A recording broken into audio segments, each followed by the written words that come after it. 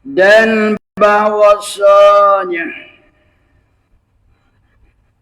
bersabda ya Nabi sallallahu alaihi wasallam,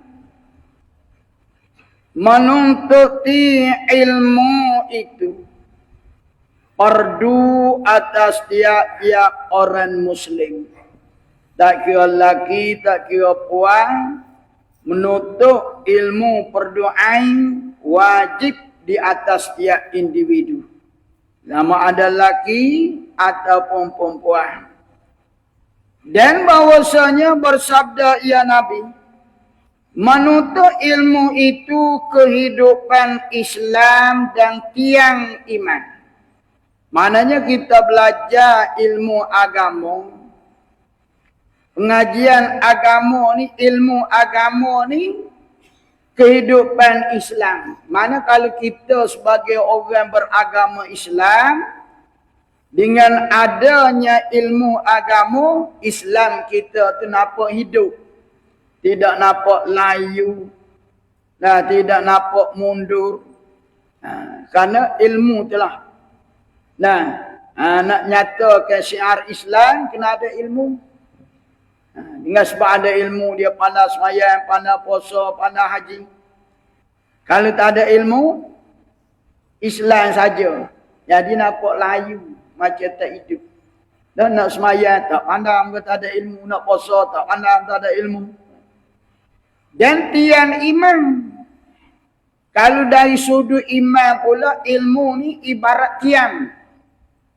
Bayangkan kalau rumah tak ada tiang. Lambat laun rumah tu akan ditiup angin, rumah tak akan rubuh. Mari banjir besar, rubuh. Ada tiang. Jadi tiang imannya ialah ilmu. Kalau tak ada ilmu, iman ni jadi goncang, lemah.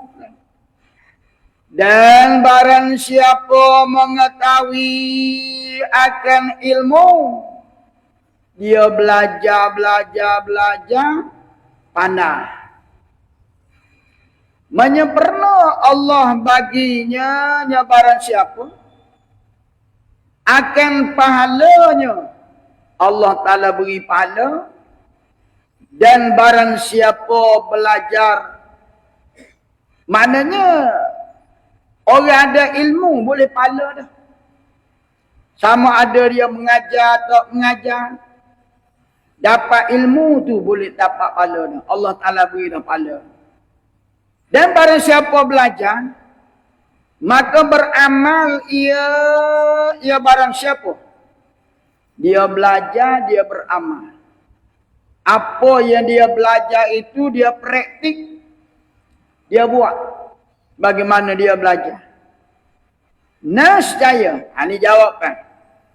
Jawapan orang yang belajar, kemudian dia praktikal. Apa yang dia belajar tu, dia amal. Nescaya memberitahui akan dia kepada siapa? Oleh Allah Ta'ala akan barang yang tiada ia ketahui. Maksudnya apa? Kalau kita ada ilmu sikit, maka kita beramal dengan yang sedikit, Allah Ta'ala akan tambah ilmu yang kita tak tahu lagi. Dengan sebab kita beramal dengan sikit. Kalau kita buat contoh mudah, kita buat contoh mudah. Semasa kita nak ambil lesen memandu, mandu motorkar, kita belajar dengan kereta apa? Belajar sekolah driver dengan kereta kancing. Kereta kancing ya belajar. Tapi bila lulus dapat lesen, kita pun beramal. Kita guna lesen kita ni untuk bawa kereta. Belajar kereta kancing. Pajero pun boleh bawa. Dia ada lesen. Ini syaratnya praktik. Kalau kita ada lesen, kita tak pernah bawa kereta. Tak dapat. Lesen ada, kereta tak ada. Tak pernah bawa. Lama-lama tak boleh bawa. Tak ingat. Tak ingat dah. Ini berbeza dengan orang beramal. Dia dapat lesen, dia bawa kereta. Maka bila dia bawa ni, dia belajar kereta kacil je. Kereta besar pun dia boleh bawa. Sebab apa dia boleh bawa? Sebab dia praktik. Kalau dia dapat tu, setakat dia beli lesen, dia tak ada saja. Dia sewa kereta tu, sewa kereta ni, bawa tu, bawa ni, boleh bawa. Maka demikian juga ilmu. Kita belajar, pandai. Maka cuba kita beramal dengan apa yang kita belajar. Kita tahu dua perkara. Tapi bila kita praktik dua perkara, kita akan dapat 3 ilmu. Praktik yang 3, dapat 4. Kau bertambah. Idea tu mari bila kita beramal. Ini cara. Dan kita nak ilmu, kita belajar, kita kena amal. Sebagaimana kita belajar, maka Tuhan akan tambah. Nah, kita belajarnya 10%, tapi dah kita amal 10%, Tuhan tambah jadi 20%. Dan bahwasanya bersabda ya Nabi sallallahu alaihi wasallam, ilmu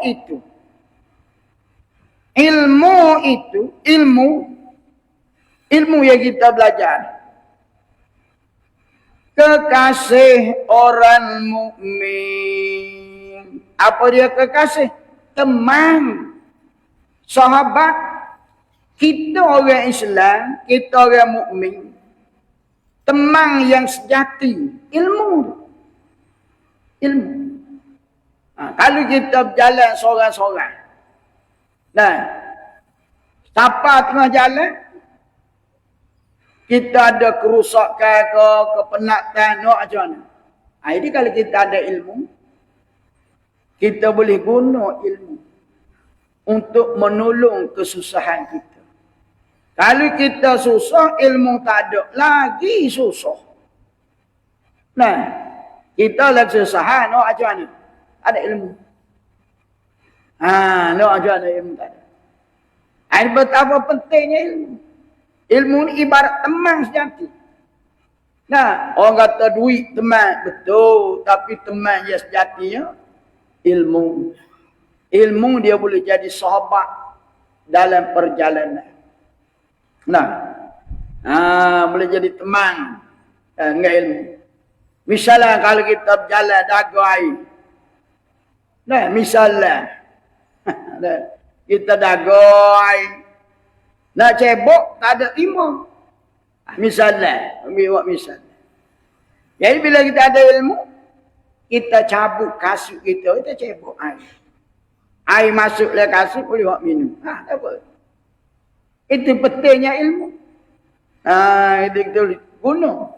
Dengan adanya ilmu, pandailah cara kita nak buat. Jadi teman, kekasih sejatinya ialah ilmu. Dan akal itu, akal ni akal kewarasan. Akal kita ni, Nabi kata, yang menunjuknya ilmu. Orang ni belajar, akal dia waras, mudahlah dia mengaji.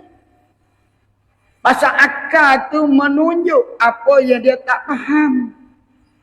Sebab tu perlu akal. Sebaliknya kalau kita belajar tak faham, akal kita pula bodoh. Tak faham. Kita belajar ni payah. Akal bodoh pula. Lambat. Maka sebab tu, wajib kita kena jaga akal. Maka kerana nak jaga akal tu lah, Islam larang kita minum arak. Islam larang kita makan dadah orang. Makan benda-benda yang merusak ke akal, makan minum racun apa. Nak jaga akal. Maka nak bagi akal kita sihat. Dia kena jaga tubuh badan pula. Sebab Nabi SAW bersabda, Al-aqlu salim Al-aqlu salim, al-aqlu salimu minal jismi salim. Al-aqlu salimu akal yang sejahtera. Nak jadi akal ni waras, sejahtera, baik, dia hasil daripada minal jismi salim, daripada tubuh badan yang sihat. Contohnya kalau kita sakit, waras ke akal fikiran kita? Orang sakit, bila dia sakit, nyanyuk ke apa? Akibat daripada sakit, akal jadi tak waras. Maka sebab tu Nabi kata, al-aqlu salim, akal yang sempurna, minal jismi salim, daripada tubuh yang sihat. Ini wajib kita kena jaga kesihatan. Nak bagi sempurna akal. Nak menghasilkan akal yang sejahtera. Pandai mikir, pandai mudah belajar. Dia berpunca daripada jismi salim, tubuh badan yang sihat. Manakala tubuh tak sihat, jadi meracau, cakap pun jadi meracau, kan? Perbuatan pun jadi meracau, karena tubuh tak sihat. Memang pentingnya kena jaga tubuh bagi sihat, barulah sempurna akal. Kalau tubuh tak sihat, tak makan nasi, tak minum, tak berapa, akal tak jadi sihat. Hadis Nabi, akal yang sejahtera minal jismi salim, daripada tubuh yang sihat. Jadi orang yang berakal waras, kalau dia mengaji mudah faham. Mudah faham? Itu mudah faham. Pasal akal dia ni waras.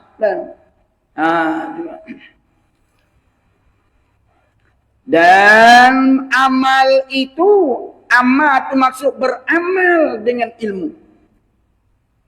Dan amal itu, mana kita beramal dengan ilmu, yang memeliharanya ilmu. Kita belajar dapat ilmu. Kalau kita tak beramal, ilmu akan hilang. Hilang. Dia kena praktik. Kita belajar, patut buat. Lama-lama ilmu kita akan hilang. Ini maksud Nabi kata ni. Amal itu memelihara. Mana memelihara ilmu? Kalau kita ada ilmu, kita kena beramal dengan ilmu tu. Bau ilmu tu akan kekal, tidak akan hilang. Jadi kalau kita tak beramal, kita belajar ilmu apa sekalipun, ilmu masukkan sekalipun, kita belajar pandai. Patut buat. Lama terus buat. Jadi tak ingat. Belajar mula tak ingat dah. Pasal apa? Tak pernah buat. Dan lemah lembut itu, lemah lembut ni akhlak. Lemah lembut mana akhlak yang baik. Wazirnya ilmu. Apa mana wazir? Wazir ni pegawai ataupun menteri yang menjaga ilmu, iaitu sifat lemah lembut. Kalau kita ada ilmu, sifat lemah lembut tak ada, jadi ilmu kita nampak tak cantik. Dia tu nak ilmu banyak tu, tapi berjalan macam gajah, jadi hilang. Kena ada lemah lembut. Contoh tu. Jadi lemah lembut tu wazir. Wazir ni pegawai je jaga kita, pengiring kita. Menteri yang jaga kita ni. Katalah kita ni raja, menteri dia jaga. Jaga keselamatan kita, keburukan kita. Ibarat. Jadi lemah lembut tu ibarat pegawai. Bodyguard. Jadi yang jaga kita. Dan sabar itu penghulu tenteranya ilmu. Sabar. Jadi manakala kita berlemah lembut, itu pegawai yang menjaga kita. Sifat lemah lembut tu selalu macam pegawai. Bukanlah lemah lembut nak selembut poponan tidak. Jangan salah faham. Nah, bila belajar pondok dapat ilmu jalan lembut, koi kekeli. Dan supaya mo'iyah. Lembut juga. Bukan lembut lagu tu. Bukan sejalan supaya kekeli, geluk-geluk. Lemah lembut tu, peribadi ni baik. Boleh dibawa kira, jalan dia ni sopan santun. Dan sabar pula, tambah pula dengan sifat sabar. Maka kalau kita ni ada sifat sabar, bagi kita yang ada ilmu, ibarat penghulu tentera. Apa dia penghulu tentera? Ketua tenteranya ilmu. Ketua mana lagi selamat. Lemah lembut tu pegawai dia jaga dah. Tambah pula dengan sifat sabar. Ibarat di keliling kelalan kita ni ada askar. Ada tentera yang jaga keselamatan kita. Lebih hebat daripada pegawai lagi. Ni ketua penghulu ni ketua tentera. Dan bahwasanya bersabda ya Nabi sallallahu alaihi wasallam,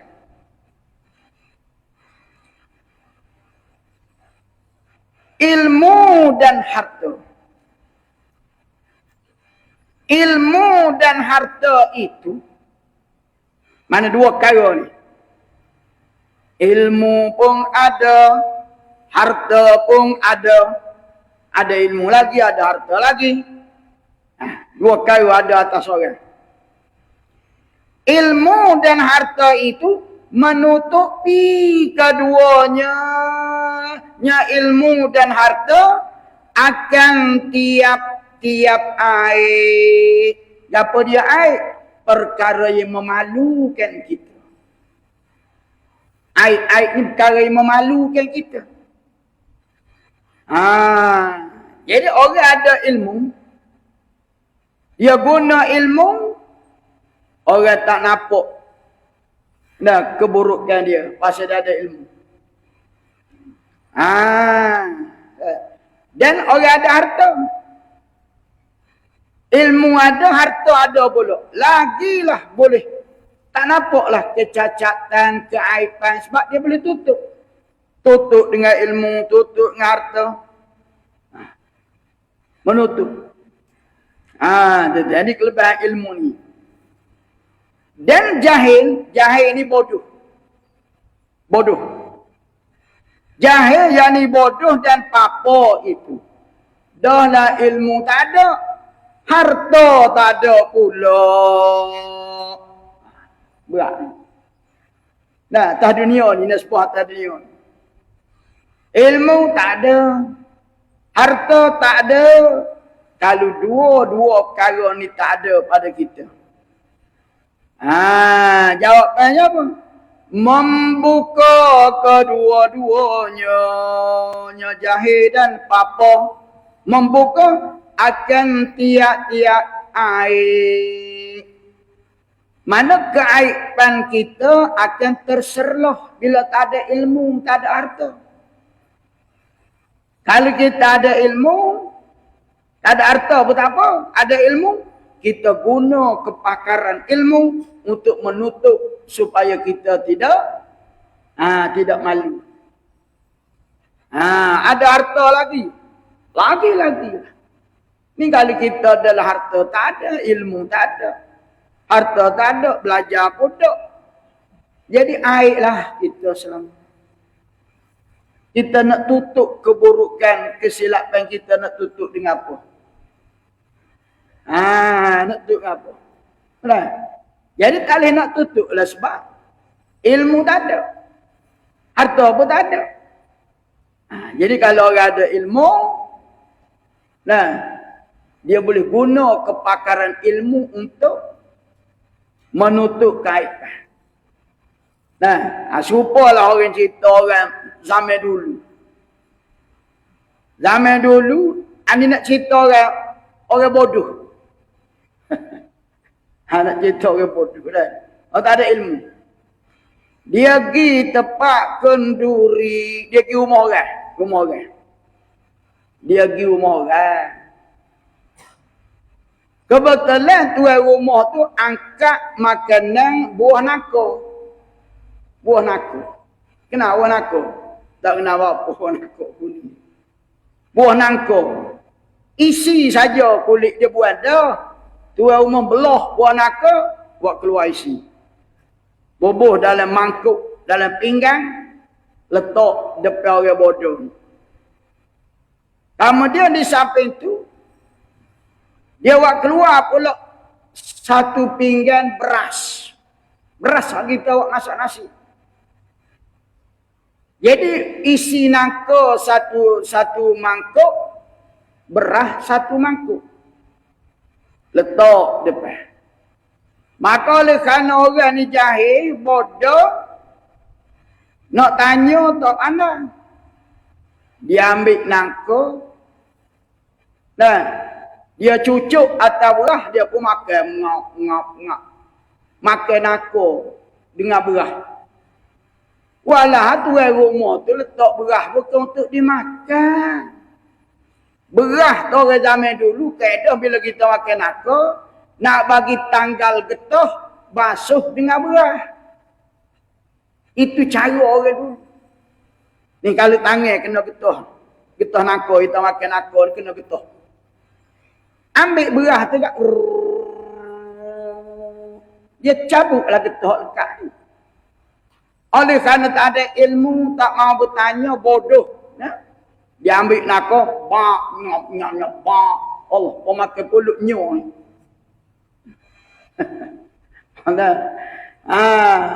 Beras bukan untuk makan, untuk basuh tangan. Supaya getah tu tercabut. Jadi apa dia makan? Jadi tuan rumah tengok. Wah nako habis pinggan, beras habis pinggan. Telah dengan wah nako. Akibat kebodohan. Patutnya tanyalah. Beras ni untuk apa benda? Ini ada bodoh. Allahu Rabbi. Ya.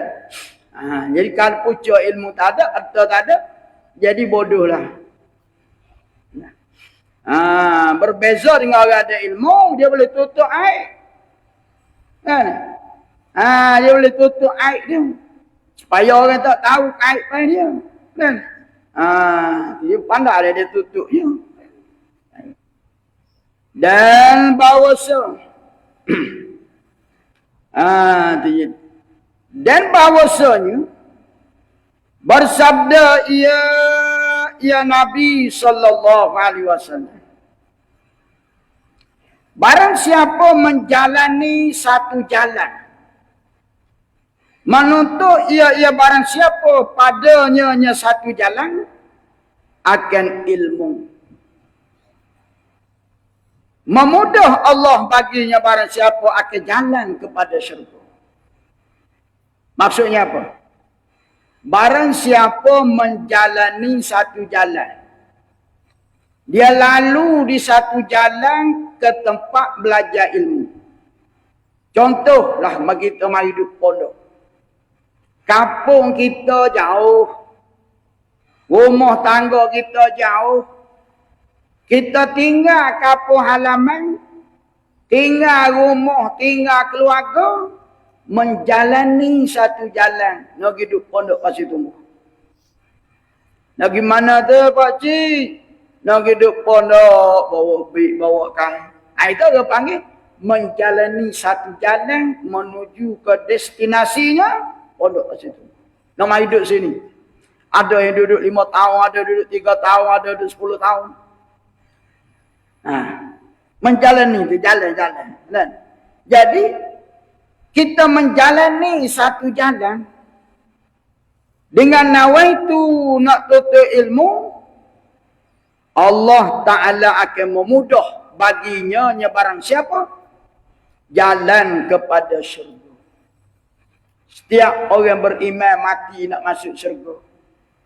Jadi apakah lebuh raya untuk kita berjalan sampai ke syurga? Apa? Maka kita pergilah ke mana-mana tempat untuk belajar ilmu. Mana saja tempat untuk belajar ilmu, nak cari ilmu, Allah Ta'ala permudahkan jalan ke syurga. Berdasarkan pada satu hadis Nabi SAW, Nabi sabda, "Man kana fi talabil ilmi, kanatil jannatu fi talabihi." Man kana fi talabil ilmi, Nabi sabda, siapa yang menuntut ilmu ni, kita menjalani mari pondok ni kerana nak belajar ilmu. Apa jawapan ni? Orang yang turun rumah tangga, tinggal negeri, tinggal kapal alamat, tinggal mak ayah, tinggal kaum keluarga, tinggal anak cucu, mari duduk pondok kerana nak mengaji. Bukan mari nak tidur kerana nak belajar. Kalau nak tidur, baik dia rumah. Mari nak belajar. Jadi, perbuatan kita tinggal kapal halaman kerana mari belajar ni, kanatil jannatu fi talabi. Orang ni seolah-olah sedang membina jalan untuk kemudahan menuju syurga. Nak pergi syurga pun kena buat jalan dulu. Kita nak buat rumah kena ada jalan. Nak naik kereta kena ada jalan. Mana jalan lagi ke syurga? Antaranya perjalanan kita tu. Nawaitu betul molek hati niat dalam hati. Aku nak hidup pondok tak tahulah 10 tahun ke 20 tahun ke setahun 2 tahun ke. Nak belajar ilmu. Maka seolah kita sedang berjalan menuju ke syurga. Landasan untuk lagi ke syurga. Dan sebaliknya Nabi kata, "Wa man kana fi talabil maksiati." Wa man kana fi talabil maksiati, siapa dia yang mengerjakan kejahatan. Kerja dia hidup dari dunia ni suka mencuri, suka menipu, isak dadah, pekoda, dan berbagai-bagai kejahatan. Dosa pada dosa, tak ada kerja lain. Curi lagi, penagih lagi. Jadi orang yang bekerja dosa, melaku dosa di dunia, kanatin naru fi talabi, orang yang buat dosa di dunia, kalau dia mati tak ada taubat, seolah-olah dia sedang membina landasan untuk pergi ke neraka. Kita nak. Kita tak rasa. Kita mencuri. Tak semayang, tak puasa itu seolah kita sedang membina lebuh raya untuk memudahkan laluan kita sampai ke neraka. Jadi kita nak landasan mana? Kalau nak landasan menuju syurga, belajar dan beramal. Jadi kalau kita buat maksiat, walaupun kita tak nak ke neraka, tapi landasan jalan yang kita bina itu jalan yang tak pergi ke lain kecuali ke dalam neraka. Jadi batu niat molek betul molek ni. Itu. Dan sabda Nabi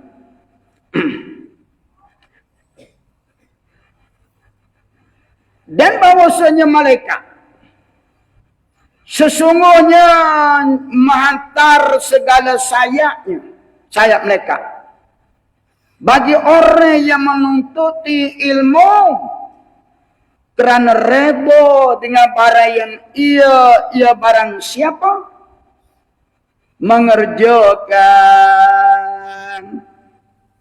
Maksudnya apa?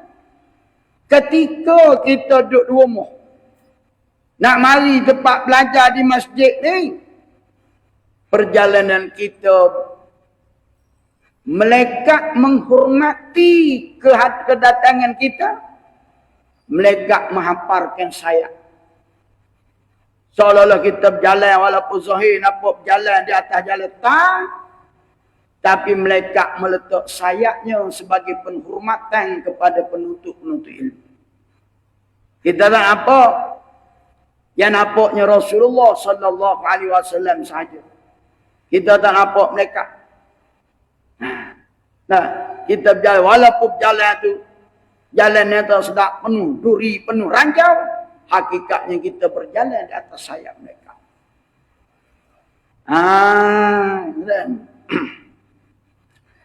Dan penghormatan. Mereka hormat kita berjalan nak pergi belajar, mereka letak sayap. Dan kerana redha, bapa mereka letak sayap dia tu? Kerana redha dengan barang yang ia barang siapa mengerjakan, iaitu belajar ilmu. Mereka suka dengan kita belajar, dia letak sayapnya. Dan bahawa seorang alim, orang alim ni orang mengajar. Belajar dapat ilmu pada dia mengajar. Orang yang alim sesungguhnya meminta ampun baginya orang alim oleh mereka yang pada langit. Siapa mereka yang di langit? Yang para malaikat. Para malaikat dia duduk langit, dia duduk di bumi. Dia turun ke bumi sekadar menjalan tugas. Selesai tugasnya, dia naik ke langit. Tak akan turun lagi sampai kiamat. Yang turun hari-hari malaikat yang berlainan. Bukan malaikat yang sama. Jadi, malaikat kan ni?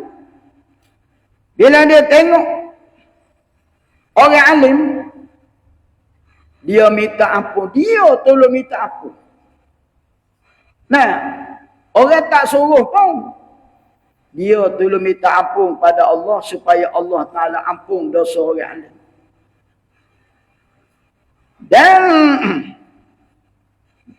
oleh mereka yang pada langit iaitu mereka. Dan mereka yang pada bumi, siapa di bumi? Makhluk manusia dan jin dan hayawan. Makhluk di bumi, manusia, jin dan hayawan. Jadi makhluk di bumi pun, sehingga ikan, segala ikan dalam air, ikan yang berlari di dalam lautan, berapa banyak ikan dalam sungai, dalam laut. Meminta ampun kepada ulama, kepada tu guru, tu alim. Kenapa? Kerana lembu ni tahu. Lembu, kambing, dia minta ampun pada ulama. Pasal apa dia tahu? Nasib baik kerana ada tu guru ni lah dia selamat hidup dalam bumi. Bayangkan kalau tak ada ulama yang mengajar. Nasib kambing, nasib lembu, nasib ikan akan menderita. Kerana manusia akan menyuruh kambing ni belaga sama kambing. Kerbau belaga sama kerbau. Siapa yang suruh? Manusia. Jadi bila ada ulama yang melarang, haram belaga kambing, haram belaga lembu, secara tak langsung beransur-ansur kurang orang belaga kambing. Haram belaga ikan. Ikan. Orang zaman dulu dia pelaga ikan sekali, ikan sebelah. Dosa. Jangan ingat, pelaga ikan. Mampu kerah ikan. Berdosa dia pelaga ikan sekali, ikan sebelah. Jadi kerana ada ulama ni lah, duk mengajar berku-belakang di masjid di surau. Orang dengar apa takut nak pelaga ikan. Akhirnya tak ada orang pelaga ikan. Nah dulu, zaman dulu orang pelaga ayam. Pelaga lembu. Kuro pun orang pelaga lagi. Orang dasar. Kuro orang pelaga. Masya Allah. Kuro punya pelaga. Waktu tak ada hijau sungguh. Kerana hasil daripada kejahilan, tak belajar, tak belajar. Dosa. Maka kerana ada terlepas tu ku tahlil. Duk mengajar majlis surah haram pelakon kambing. Nah, maka orang pun tak berani nak pelakon kambing. Bila orang berhenti melakon kambing bahasa Alhamdulillah. Mujur ada tu imam mengajar kata pelakon kambing haram. Tidak gak bekok kepala semua aku duk kambing tu. Nah, jadi walaupun makan masa lama pun, lama laun sedikit-sedikit, kejahatan tak hilang. Nah, jadi syukur. Ayah pun syukur, ya Allah, apalah dosa tu lepas tu. Kerana dia lah lari orang belagu ayah. Selamat aku. Kalau tidak aku nak tidur tak boleh hidup belagu. Nak tidur tak boleh orang curi. Aku nak tidur malam orang curi. Orang curi dia curi tengah malam. Nak tidur tak leno. Aku nak leno mari pencuri tangkap aku. Maka dengan adanya ulama yang mengajar arti haram mencuri, maka perbuatan mencuri itu beransur hilang. Maka gembira binatang. Dia minta doa kepada Allah SWT. Ini yang kata bina hatta ikan pun, ikan dalam sungai. Ikan dalam botol, orang pelaga, anak sekari, anak sepilang. Ikan dalam sungai, dalam telaga, orang bubuh racun, nak sungai pun mudah nak tangkap. Toleh dia kata. Dia beli racun bubuh dalam kolam. Bubuh dalam sungai. Bila ikan tu minum racun, minum air, mabuk. Mudah nak tangkap. Berapa banyak ikan tu mati kerana termakan racun. Nah, itu benar. Mati ikan pun doa ya Allah. Dan jadi dan kelebihan orang alim atas orang abid. Orang alim ada ilmu mengajar nak banding dengan abid. Siapa abid? Abid ni orang yang rajin buat amal tanpa ilmu. Dia belajar tak mau, dia tahu lebih kurang. Dia banyak berzikir, banyak tahlil, banyak semaya sunat, berku-berkam, belajar dah. Nak banding dengan orang alim. Ulama tidur. Harga tidur ulama. Nah, tidur seorang ulama lebih baik. Nah, tu kelebihan orang yang alim atas orang yang abid. Orang ni, orang alim ni, dia tidak kuatlah macam abid ni wasbah duk tangan semua la ilaha illallah, la ilaha illallah, la ilaha illallah. Banyak pala tu, tapi lebih ulama lagi. Lebih ulama lagi. Seperti kelebihan bulan atas skala bintang. Bintang tu cerah dah. Tapi beribu bintang tak sama dengan satu bulan. Jutaan bintang di langit tak sama dengan satu bulan. Maka kerana tu Nabi kata naumul alimi afdalu min ibadatil jahili. Naumul alim, orang alim dia tidur pun boleh pahala. Apa tak lagi maya sunat berapa tidur boleh pahala. Lebih baik daripada orang jahil dua amal. Dia ni tak tidur. Semaya. Lebih baik orang alim tidur. Sebab apa orang alim tidur dia niat. Aku tidur sehari supaya tak mengantuk. Untuk tahajud malam, qiyamul lail, untuk ngorek isya. Tidur sehari. Takut mengantuk, nak semaya zuhur. Tidur dia boleh pahala. Berbeza dengan orang jahil. Orang jahil pun tidur juga. Tidur kok tengah hari. Tidur orang jahil tengah hari. Kenapa? Nak bangun jam 12 malam. Bola sepak antara England dengan Amerika. Tidur juga. Nawa itu nak jaga malam, nak tengok serial langsung bola sepak dunia. Orang lain tidur juga. Nawa itu nak bangun tajuk malam. Amat tu tidur orang lain tu lebih baik. Dia tidur. Ya. Nak bangun malam tajuk. Orang jahil tidur, niat nak bangun tengok serial langsung bola sepak dunia. Betul kata. Tidur kali. Orang ahli tidur untuk memudahkan amal ibadah. Tu besok jauh. Dan tidur seorang ulama dengan orang jahil tunggak. Pasal orang jahil buat amal. Belum tentu lagi sempurna atau tidak. Pasal dia tak tahu. Nah, dia tahu lebih kurang. Jadi kesimpulan jelas pada kita itu kelebihan ilmu. Belajarlah sungguh-sungguh. Nah, sementara kita diberi peluang oleh Allah Subhanahu Wa Taala.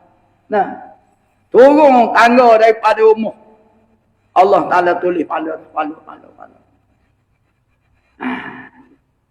Dan bahwasanya wallahu alam subhanaka la ilma lana illa wala haula wala quwata illa billah.